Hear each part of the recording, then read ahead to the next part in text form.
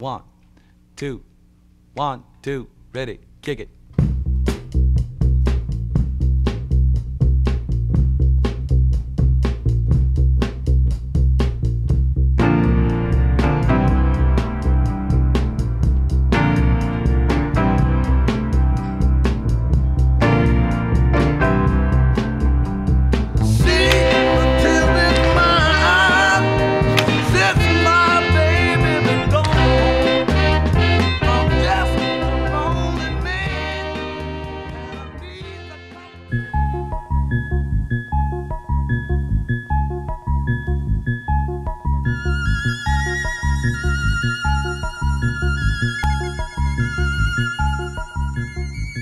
Celú svoju takú kariéru v úvodzovkách, lebo v podstate hokejbal nikdy nebol podane nejaký profesionálny šport, vždycky som ho hrával popri škole, popri zamestnaní, takže vždycky to bolo väčšinou cez víkendy, keď má človek voľno.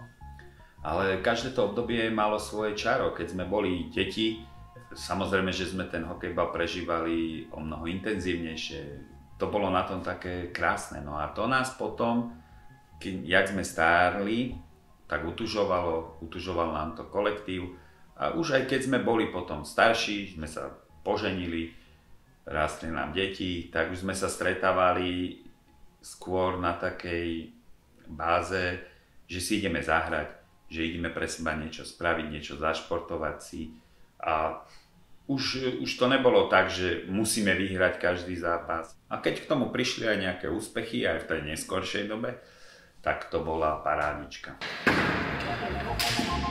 Dobrá.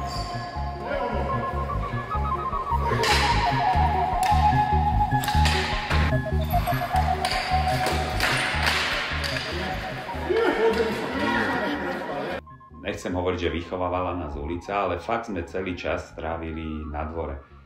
Hrávali sme rôzne športy, v lete to bol futbal, tenis, soft tenis, chodili sme plávať. V zime samozrejme už sme chodili na zamrznutú kuchajdu, tam sme korčulovali a také medziobdobie, čo bolo jeseň a jar a tak, sme hrávali hokejbal. A tento šport ma najviac očaril. Naše ihrisko súperi moc radi nemali, lebo bolo, by som povedal, najväčšie v Bratislave a volali ho Letisko. Každý, kto sem prišiel, tu veľmi nerad hral.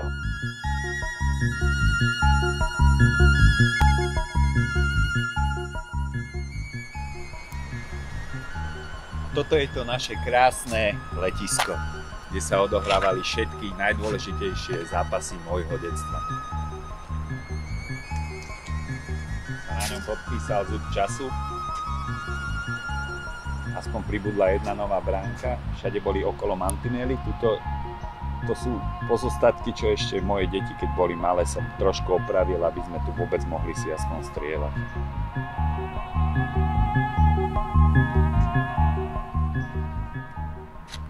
Sú ešte pôvodné mantinely a toto je kruh, ktorý sa maloval možno 25 rokov dozadu. Tu sa vhadzovali všetky tie dôležité buly. Tam bola tabuľka kedysi na plote, kto kedy môže na to ihrisko ísť, lebo sme sa tu o ňoho bili. K brankárskému postu som sa dostal tak, som mal súrodencov a starších, jak som spomínal, a chceli si zastrieľať na brankára, samozrejme z ich rovesníkov nikto nechcel ísť do brány, tak kto mal brata mladšieho a chcel ísť do brány, tak ho tam zasunuli, povedali a chytaj. Tak to bolo. A tak sa mi v podstate tento post zapáčil, až sa som mňa stal hokejbalový brankár. Teraz už sa hrá s originál loptičkami na hokejbal, už sa nehrá s tenisovými loptičkami. Z toho tiež je taká pikoška, že keď sme potrebovali tú loptu naplniť, tak sa to naplňalo injekčnou striekačkou a s čo najhrubšou ihlou.